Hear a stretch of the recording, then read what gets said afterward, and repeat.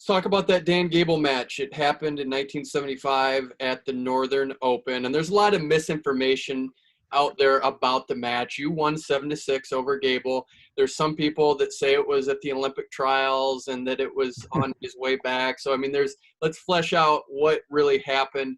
A lot of people point to Gable was coming back. He had been off for 2 or 3 years, had a neck injury, but you also had an injury 4 months prior to that. So going into that, you guys meet in the finals of the Northern Open in 1975. So that's the reality of it. Your interpretation of what happened and what it was like to wrestle your idol. For me, I'm glad you asked me those questions earlier, because what I'm going to say now will make perfect sense. I thought it was probably the greatest thing that could ever happen to me to wrestle my idol, to wrestle somebody of that stature.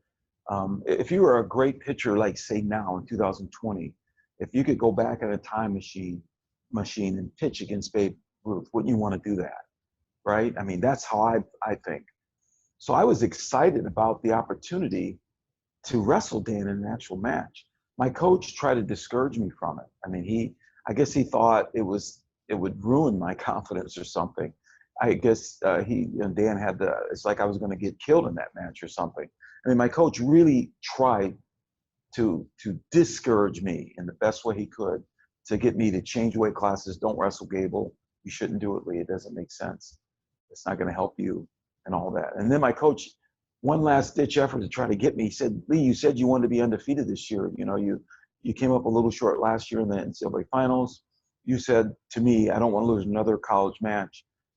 And I did say that to him right in Princeton after I lost to Yegla. He said, now you're not going to be able to do that. You're not going to be able to achieve that goal that you had. And that still didn't stop me from wanting to wrestle Dan. And it wasn't because I thought I was going to win. I was that confident in myself. I just wanted to not miss that opportunity to wrestle against this legend. To me, I always wanted to wrestle against the very best wrestlers. Like in high school, not to divert a little bit, but in high school, when I won the state tournament my senior year in the smaller schools, Mike Deanna won the state in the bigger schools. We're in the same weight class. So there was a tournament that we both entered purposely so we could wrestle each other. Mike was of that mindset, Deanna, and so was I. We wanted to challenge each other to see who was best. And I won by 1 point. It was like a close match. But the mindset of champions want to wrestle the best. And so I was very focused on that match. In fact, my teammates, no one gave me a chance. No one, I mean, people, they laughed at me when I was warming up for the match. I mean, I've had teammates say, Lee, why are you warming up? Why do you look so intense? I was warming up, like really intensely focused on that match. And so I just walked out of the gym and went in the back room somewhere, told my coach where I was and said, come get me when it's ready. Because I didn't want to have any distractions of people just like not taking the match seriously, because I took it seriously. And my coach, in my documentary, as you might recall, he makes a comment about how focused I was going into that match. And he said, that's not what Lee Kemp was thinking, he was thinking, but you got to put it in your mind first that you want to do something great. It doesn't matter if it happens or not. So, as the match went on, I could see that I could wrestle with him. It was close. And he wasn't beating me up. So I just kept giving me more confidence as the match went on. And the key to that match is the last 30 seconds. It's just the way the universe works, the way God works, I would say, It gave us both an opportunity to win the match. And it was the opportunity for Lee Kemp to understand how winning works and how the human mind works. I thought that he was going to win because he was in really on a bear hug, even a single. He went up to a bear hug and it was really tight. And I looked at the clock. I thought, man, I'm not going to win this match now. I just didn't see how I was going to get out of that. But then, as quickly as I thought about that, the thought left my mind, and I started thinking back to how can I win this match. So it went from I'm not going to win to how can I win this match. All my thought process went to how can I win this match. It wasn't that I'm going to win the match. It was what can I do now, right now, to win this match. And I just kept that thought moment by moment by moment. And that's what I tell wrestlers. You have to be in the moment. And if you watch that last sequence, you could just see the moment. I totally relaxed. And because I got so relaxed, it didn't give Dan the pressure that he needed to actually get the takedown. I was very relaxed in those last 20 seconds. I was just floating with him. And I don't know how I thought to do that at that time. And it was like a moment in time that was peaceful and was calm. I couldn't feel his strength. I just flowed with him. I knew that I just floated, and I just stayed in the moment. And I used strength when I had to. I let my mind relax to where I could move where I needed to move my body to counteract his force a little bit. And then he finally let go and tried to shoot in again. I just floated against that. And it just taught me mentally how you can stay in the moment and focus on what you need to do to win rather than all the myriad of things that could cause you to lose. And that's what wrestlers do all the time. You think about everything that could go wrong. I wasn't necessarily thinking about what could go right. I just stayed in the moment. Like, what do I have to do right now to win? He shot, I got a sprawl. He bear hugged me, I got a wizard. I got to float a little bit. I got to post my hand. I got to hook my leg. You have to stay in the moment. So, and then when the buzzer went off, it was crazy. It was like, wow, that's how you do it. That's how you win big. You just stay in the moment and you just keep believing in yourself. Rick Launger, a former Badger wrestler, said something in a quote. I use it as a quote now because he was Wisconsin's first national champion. And he was kind of sort of a mentor to me going to Wisconsin. But he said that, no one has a crystal ball, which we don't. He said, no one has a crystal ball. No one knows whether they're going to win or not. He said, but the one thing we do know is we know our own abilities. And Rick Launger said, I knew I was confident. I knew I had a certain amount of abilities. And I knew it was possible for me to win. And then once you know those things, then if something's possible, then you keep trying, right? You keep trying. It's possible. But you have to keep trying with knowledge and do smart things. I see you can't do dumb things out there and get down by 10 points. If you're down by just 1 point, or if the score's tied, or if you're winning by just 1 point, you're always in the place where you can win that match. So you know it's possible. So I knew, just like Rick, when Rick said those words, it just made perfect sense to me. It was a quote that I use all the time now. No one has a crystal ball. We don't know if we're going to win or not, but we know it's possible. I knew I was confident. And then the other thing Rick said is, I knew I was confident in my abilities. And then this is a key thing. He said, I knew how to focus. So in that match with Gable, in that last 30 seconds, I could focus very quickly. In that moment, I could keep focused in that moment. A lot of wrestlers lose focus. You see it. They just kind of, like, how does someone get your leg with 20 seconds left if they've never touched your leg the whole match? We see it all the time in wrestling, right? All of a sudden, the last 20 seconds, the losing wrestler gets in, and he almost gets a takedown, and then it's at the buzzer kind of a thing. Well, that wrestler lost focus. That rarely ever happened to me, It did happen, though. It happens because we're human, but I think I had the ability to focus. I had the confidence in myself and in my abilities. Didn't mean I knew I was going to win. I just knew that I had a really, really, really, really high probability of winning. I was very confident in my ability. I knew it was very, very likely that I was going to win every match. I believed that. I didn't know it was going to happen that way, but I believed that it could happen. So that's all you have in life. I mean, no one knows they're going to even get up the next day. No one knows our heart's going to keep beating. We don't know that as a fact, but we have a pretty high probability if we're in good health typically, and we keep ourselves in shape, we eat right, whatever. I feel like I'm going to get up tomorrow. I feel like I'm going to wake up tomorrow. So I felt like I was going to win matches because I was doing everything right. Now, using that same example, if you have a bad lifestyle, you smoke, you drink, you're high blood pressure, you're obese, those people, I mean, in addition to all the other fatal things that could happen at random, they have a high probability of not waking up tomorrow because of all the bad stuff they do already, you know? So the way my mind works is that if I can position myself in the best possible way I can, by being in shape, by being strong, by being around great coaches, by getting enough sleep, having a good lifestyle, all that stuff, and having confidence in the way I've trained and all that. When I walk on the mat, I'm pretty confident that I can win, and I go after the match that way. And so when I walked out against Gable, I had all that stuff in my mind.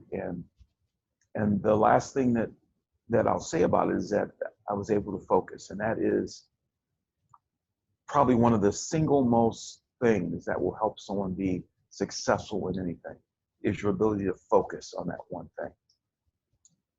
And then take us through what you call the Rocky III moment at the end of that movie. My goodness. Rocky Balboa and Clubber Lang, they want to go behind closed doors, except you're Rocky and Gable is Apollo Creed. I said Clubber Lang, Apollo Creed. So you guys had your Rocky III moment where you guys went into close quarters. No one was there. You guys battled it out. What happened in that moment? It was amazing that happened that way. But the Northern Open was in November, I don't know, mid-November or something like that. And I won against Gable. So the next week was the Northern Iowa tournament. So the buzz, and this is before the internet. So without the internet even, the buzz quickly spun around that Gable's going to be there to wrestle Kemp, And so that whole week prior to that tournament in Northern Iowa, I was training extra hard, thinking, okay, he's going to want to avenge that loss. So I get to the tournament and I see Dan's got his street clothes on. He's coaching. And I see that I went up to my bracket. His name's not there. He's not in the tournament. So we kept kind of eyeing each other up through the whole tournament. Didn't say anything to each other, but he would see me and I'd see him, and so I ended up winning. And so anyway, not long after that, this was around Thanksgiving now, and this was the Olympic year, so they were having these Olympic developmental training camps, and because Russ Ullickson was, we had a great freestyle program. We had one of the freestyle developmental camps there, so all the best wrestlers in the country came there, because it was a freestyle developmental camp for like before. I think it was I think the Olympic team was set by then, probably, or it was in the process of being set. So while we were at that camp, we had all the different people there. Gable was there coaching, all that stuff, and I was there. So after one of the practices, and because it was at Wisconsin, I stayed late, and I thought I was the only guy in the locker room, actually. And this is the funny thing. Dwayne Clubman, my coach, must have just been there working late, so he came down just to see what was going on in the restroom room. And it was just me sitting there. I was taking my shoes off. I was getting ready to leave the restroom, actually. And he said, "Lee, I think Dan wants to work out with you. He's in the back of the restroom. I just saw him. He's in the corner there, and I think you should go work out with him."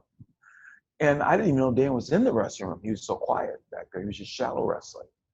And so I put my shoes back on. I went back there, and sure enough, he was back there kind of in a corner, just shallow wrestling, sparring by himself. And we were the only two guys in the whole building, I think.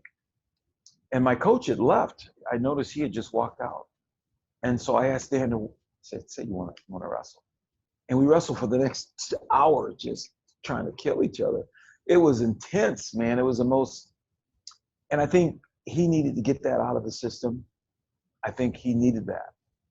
And I think we benefited each other during that time, because it helped me to deal with this guy who was like Dan Gable +2. You know, he wanted to, in his mind, he wanted to prove himself, man. What is, you know, I think he just wanted to figure out like what happened.